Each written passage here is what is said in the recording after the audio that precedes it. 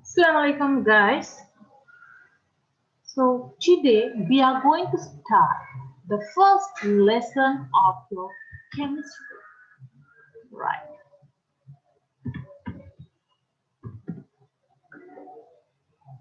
Yes. We are going to start the first lesson of your chemistry. So, we studied under chemistry. There are several types of the chemistry that we are going to study throughout your grade 12 and grade 13. Right. So the first chapter, the first unit is belongs to the general chemistry, right? So let's have another color. Yes, yes,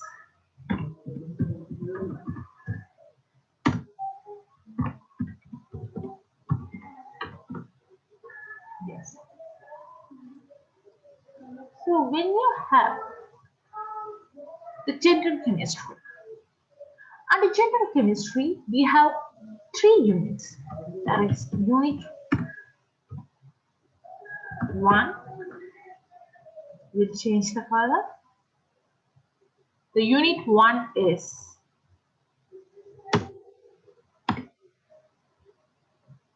which we are going to study now, atomic structure.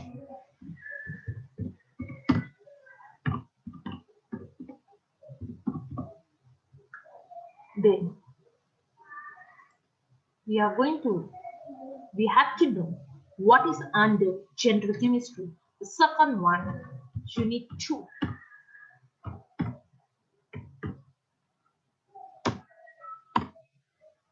That is bond and structure. You have another one, right? And next,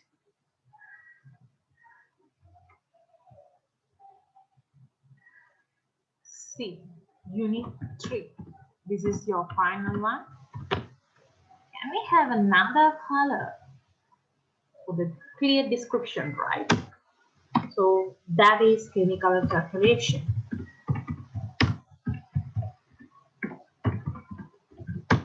Okay, what I said about this? Yes, this is your first unit that you are going to study in your grade 12, right? Under grade 12, we are studying the general chemistry, physical chemistry, and organic chemistry. So we are starting with the general chemistry. First, you have to know what are the varieties of studies that we are going to do here, right? Under this, we are starting with the unit 1, the atomic structure. Yes, I know, you know what is meant by atom and their structure. So this is kind of the introduction, which is not like your O level with a brief and very clear explanation will be given under A level syllabus, right? And next we will step into the unit 2. The unit 2 is we are talking about the bond and structure.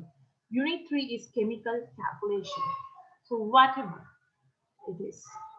So today we are going to start with what? The unit 1, what we are going to do. So let's move on. I'll stop sharing. Yes. Obviously, you can see what I shared now. Yes, right, stop. Yes. Okay, guys, so let's move on to our presentation. So this is our first class and first unit, first under self-learning system. That's why I have given a brief introduction about the chemistry. So let's step into the first unit. Yes, this is unit 1. Under unit 1, we are going to speak about what the atomic structure. Actually, the chemistry is the based on the matter, right? So how the matter is derived? What is called atomic structure? The atom has the subdivision. Right? There are so many Democritus philosophers, right? They have derived the atomic structure. They have postulated the different theories. So here we will step into our first chapter, the atomic theory of matter. I put one, this is part one. So we have another two slides, right? Another two presentation, another two more presentation to complete the atomic theory of matter. Yes, I'm Majmoon Shasha. So doing for your the chemistry. So now we will step into our content. Why do you have to know the content? Guys, before we study anything, whatever, we should have an idea what we are going to study now. Actually, we used to prescribe you all. Before you come to the class, better to have a read, better to have an idea. Don't come with a blank mind. Why? When we are asking the question, then only the mind will be active, right? So according to this, right, before we start the presentation, I'm going to speak about the content. The first is the introduction about the atomic theory of matter. And next, we are going to speak about the cathode tube. Right. So how the cathode tube is derived. There are the properties of the cathode ray. Finally, how the electron discovered. So we will go through one by one. So let's step into our introduction. Yes. I already said the chemistry is the study of the properties and behavior of matter. So what is mean by matter? Actually, you already studied under your O level. Yes. So we know what is meant by matter. So while you are studying the chemistry, you should know the very interior design of the matter. So this is kind of the imagination world. Then only we are going to perform the actual work, a reaction. So now we will step into what is meant by matter. Yes. The matter is the physical material of universe. It is anything that has mass and occupies space. Yes, it actually is. Yes, the matter is a physical material.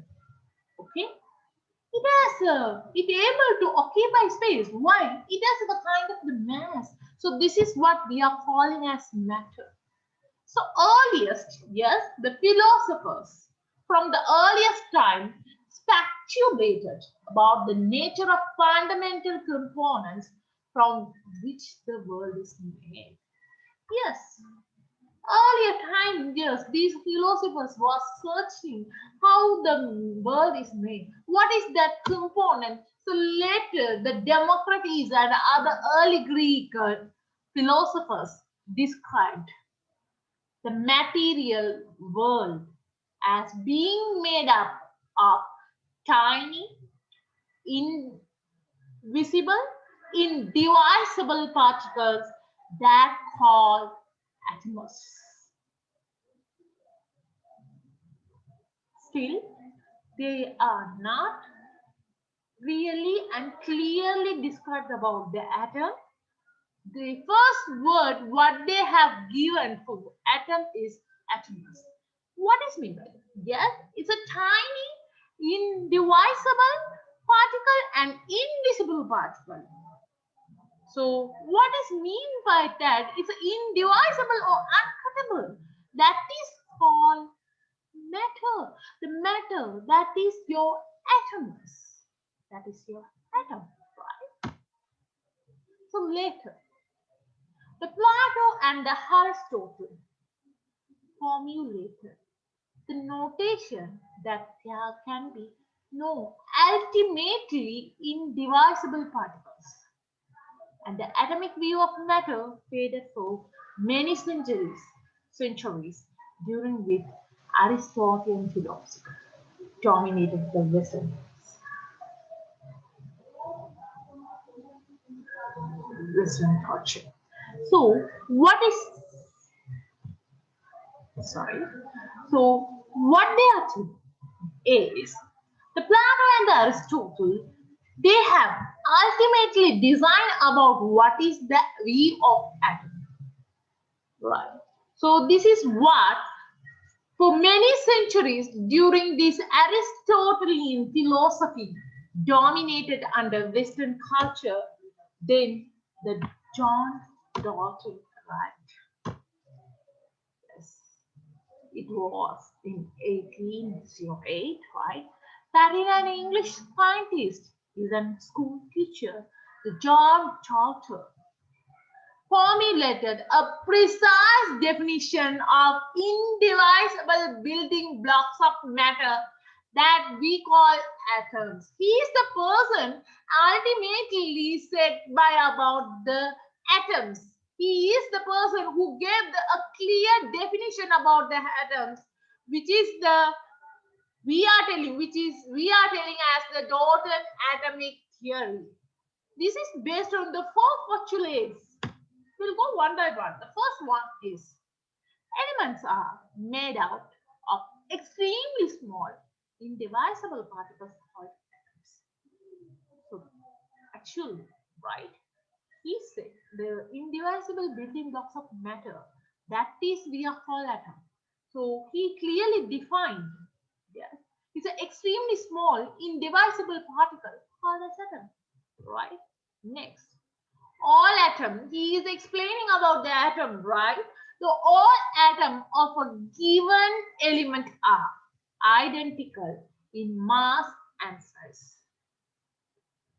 You should be very careful for particular atom, for the given element, that is identical in mass and size, but atoms of one element are different from atoms of another element, or you can say all other elements. So specifically, when you take one element, it will have the identical mass and size, but it definitely differ from one another. That's all.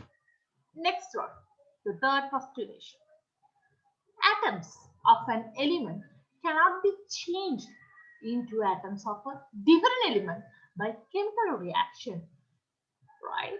Atoms are neither created nor destroyed in chemical reaction. So what is the extremely theory is, atom is the very tiny, undivisible particle, very small and undivisible particle. So even though because of the chemical reaction, you cannot change the one element to another element. The different atoms of another element. It's never. That's why the word is said the atoms are neither created nor destroyed in a chemical reaction. It's a final postulation. Yes. Compounds are formulated by union of two or more atoms of different elements in simple numerical ratio. So we will study these about these things later. But you should understand what this person is telling here is. Yes, these compounds are formulated by, yes, the compounds are formed by the combination of two or more atoms of different elements. But it should be a simple ratio. You could be the 1:1, 2:6, whatever. There should be a very clear and understandable ratio. So let's step into the next presentation. Yes, the Dalton atomic model called God model, Bohr model. So this is what the Dalton said about the atom. Yes. So this is the picture of the John Dalton, and this is what the model which is derived. This is discovered by the Dalton is the Bohr model of the Bohr model.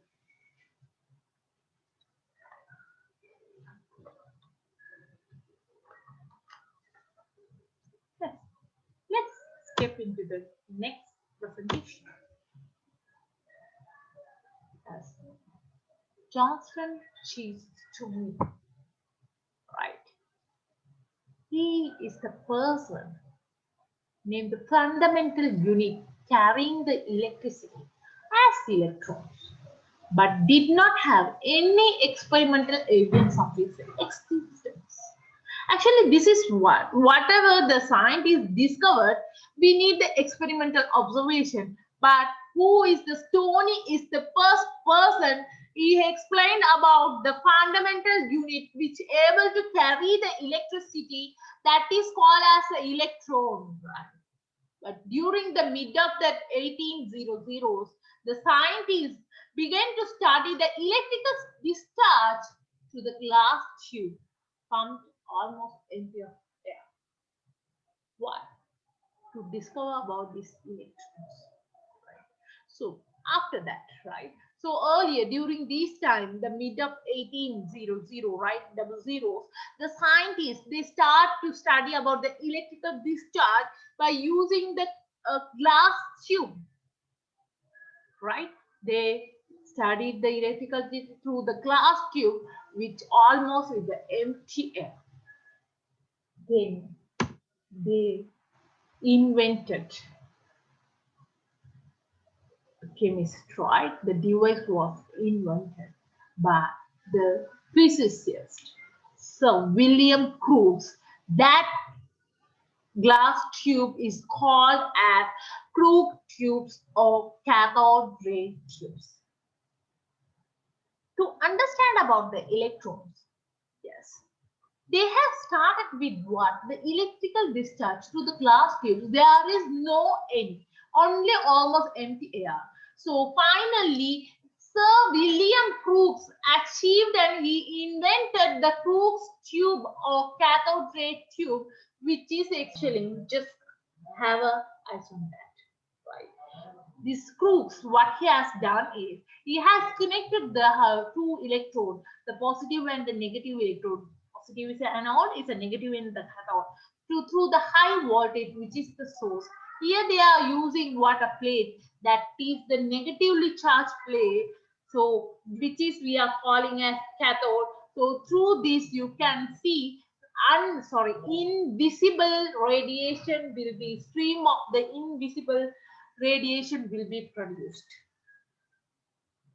Although the rays could not be seen, yes, the presence was detected by the gas at low pressure to glow with made of substances called the fluorescence to give off light.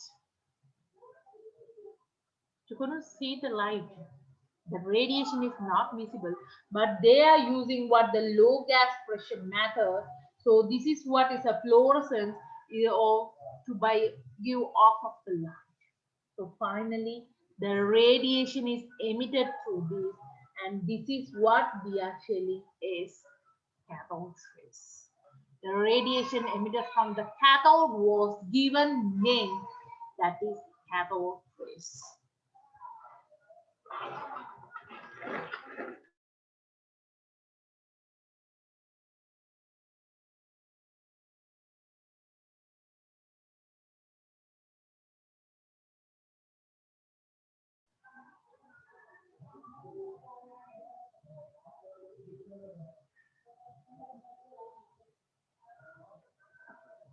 Sorry. Yes, hopefully you all can hear me. Right. So, yes. The later it was known that these rays could be deflected by the magnetic field and they carry the negative electrical charges. Yes, we will show you how they found that these rays are negatively charged. So by using the magnetic field, there are the observation, experimental observation. We will go for that later. So some scientists felt these rays were waves and others were inclined to think they were particles. Actually, we will study about this, right? Your radiation can be react as what? Wave particle, sorry, wave action, and it are able to show the particle action. That is what we are calling the dual nature. So earlier, they have a conflict. So some said this could be a wave. The radiation could be like a wave. Some said it should be like a particles, right? So finally, the British scientist J.J. Thomson observed the cathode rays are same regardless of the identity of cathode material or the gas in the tube. Yes. So this is his clearly. I will show his Thomson cathode ray tube, right? So earlier, the Crookes he showed, right? He has the low pressure of air, so because of that, some confliction has arrived, right? But the J.J. Thomson, he clearly insists, right? He observed the cathode rays are same regardless identity of the cathode material or gas in the tube. Whatever the cathode material they Crookes has used, right? The cathode material negatively charged that plate, and yeah, he said it inside there is a air. So finally, but J.J. Thomson is derived. It's they all are same. It's regardless of the cathode material and the gas in the tube. And he has described the cathode rays as streams of negatively charged particles. And he used a cathode tube with an anode that has hole at the center. I will show you how it was happening. So this is what the cathode rays of the Thomson's cathode ray tube. What is you can see, he said the all cathode rays are same. It's independent of the material made by cathode plate and the air which is present inside the gas tube, right? So, and finally he said all cathode rays are negatively charged particles, and it shows what these cathodes are. These cathodes can be appear as the streams of the negatively charged particles. And what he has done is he has used the anode and cathode which has the hole in center. And finally, he find the measurements, right? Calculated value for the electrical charges that is given in your presentation.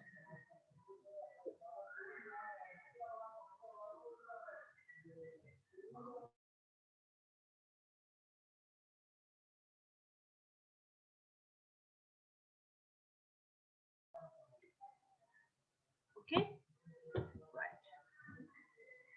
So now we study about what the experiment of the cathode ray. So let's we step into the properties of the cathode rays. This is what we are telling the experimental observation. Yeah. Cathode rays travel in straight lines. How you all can prove it? Yes, they said, yeah, cathode rays are traveling in the straight line. So what they have done is, right, what they have done is, you can see this one, right? This is what the Crookes normal cathode tube, right? So when an opaque object, you can say like a metal object, right? When you placed the path of the rays in front of that, right? The discharge tube, you can see a shadow with sharp edges of the metal opposite of the cathode ray. Can you see? This is your setup, right? So that is the concept. What is he is telling is the cathode rays are travel in the straight line. We have to prove whether it's traveling in the straight line or not. So what they have done, they have used the metal object which is opposed to what your discharging tube, right? So you sorry.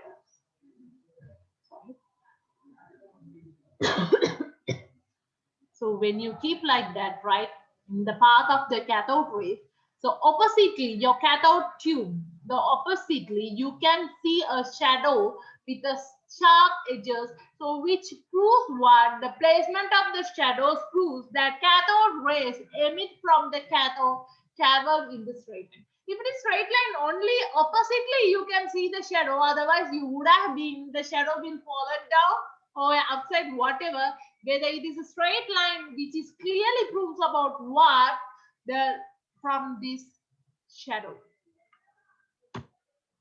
Next, cathode rays are beam of particles having mass and possess kinetic energy. Yeah, we already said, even the J.J. Thomson said, right? It's a stream like negatively charged particles.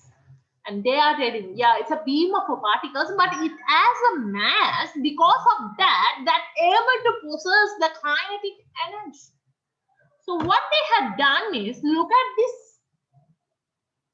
diagram, which is very important. This is your sample of the cathode tube. What they had done, on placing a light pedal wheel in the path of the cathode ray in the discharge tube, the blades of the pedal wheel rotate. So you know, now we found the cathode travels in the straight line. So what they have done is, they have used what the like a pedal, like a wheel. Okay, the path of the cathode rays. What happened finally? This pedal wheel rotated. So this was considered evidence that electrons, yeah, the cathode rays have momentum, right? Momentum means what? It has the kinetic energy because of having the mass. So next one. When an electric field is applied in path of the cathode rays, they deflected towards a positively charged ray. Yeah, the Thomson said this is the positive, negatively charged one. When you applied in the magnetic field, it's a negatively charged material, right? They said the negatively charged rays. How they found? Yes, this is what, because of by using the electric field. When they use the electric field, okay, when you apply the electric field in the path of the cathode rays, the rays are deflected towards the positive side. Why? Since the cathode rays are composed, now you can say, so negatively charged particles. They are affected by magnetic field, showing the deflection perpendicular to the magnetic field. Can you all see? Yeah, if it is a negative one, so it's a deflection. You can see there could be attraction between the positive side and the negative, not negative. So the direction of the deflection is similar to the deflection of any other negatively charged particle. Therefore, electron can be concluded as a negatively charged particle too. Actually, right, you should be very clear about that.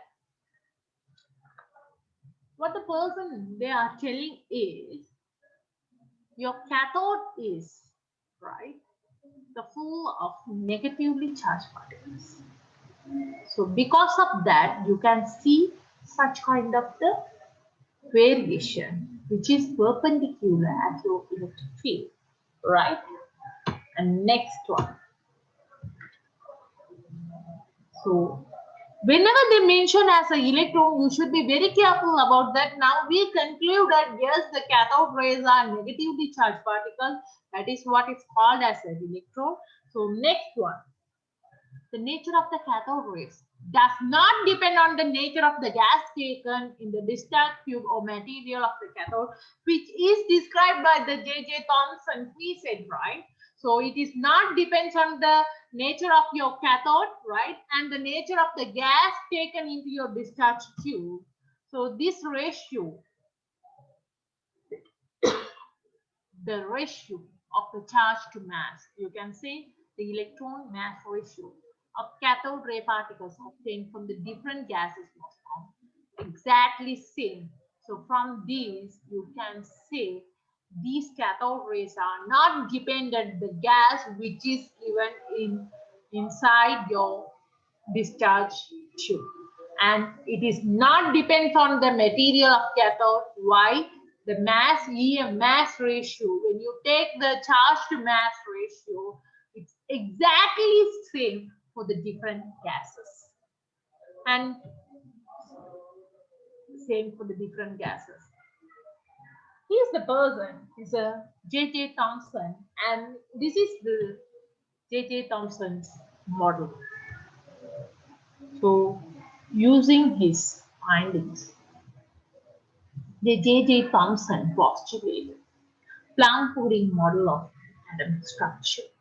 He said, right, by having this, yes, your atomic structure having the negatively charged as well as the positively charged, like your plum and pudding, right? The plums are which is spread all over area.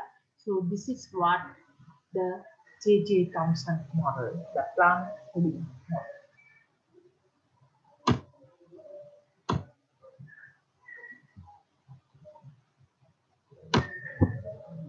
In 1909, okay, they have derived about what? Electrons, sorry, cathode rays, which is negatively charged one. It has momentum, right? So because of having the mass and kinetic energy, it is having the straight line. Yeah, the rays are traversing the straight line, right? And it's negatively charged particle. Finally, it's not depends on the what, the nature of the gas inside the discharge tube and the nature of the cathode plate. So finally, they said, so this could be a electrode. So Robert Millikan is the person, it's a succeeded in the measuring the charge of an electron, that is 1.602 into 10 to the power of minus 19 coulomb by performing the oil drop experiment. So by using this, we are not going to describe about the oil drop experiment. By using that experiment, he said the electron has such kind of the charge that is what 1.602 into 10 to the power of minus 19 coulomb. So the mass of the electron could be calculated by using the experimental values for the charge of electron, and Thomson charge to mass ratio is given. This is what the Robert Millikan and mass of an electron. So he said by using the experimental value, finally you can find the Thomson's charge to mass ratio. So this is the scientist Robert Millikan. So his mass is about 1 upon 1837 of hydrogen atom, which is the lightest atom, right? And he said the relative charge of an electron is minus. So the Robert Millikan clearly visualized about by using the oil drop experiment. He calculated the charge of an electron. Finally, he said the mass about 1 upon 1837 of hydrogen weight lightest atom, and he postulated about the charge of the electron, that is minus. So with these things, I will end up my session of the first unit of the first part, the atomic theory of matter. So here we studied about only how the matter is derived, what is the atomic model, right? How the atom came from atom, what the J.J. Thomson, what the John Dalton said about the atom. Then they step into what the G. Stoney he said about the electron, but he didn't have any experimental visualization. Then Sir William Crookes start to explain about the cathode rays. He said the cathode rays what by using the glass tubes, right? Connecting by using two electrode through the high voltage. And finally, he described it's a negatively charged particles, right? So that is like a cathode rays.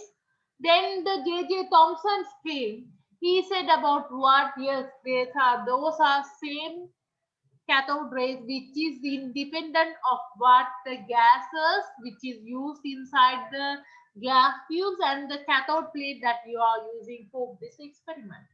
Finally, there are four type of the properties under experimental observation we have gone through from this thing. And yes, J.J. Thomson have has derived a model that is we are calling the plum pudding model.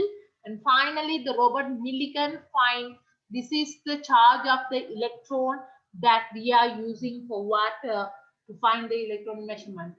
Anyhow, thank you guys. We will meet on to the next chapter, that is unit again the atomic theory of matter part 2. We will start with the introduction of the positive rays. Thank you. See you guys. Assalamu alaikum warahmatullahi wabarakatuh.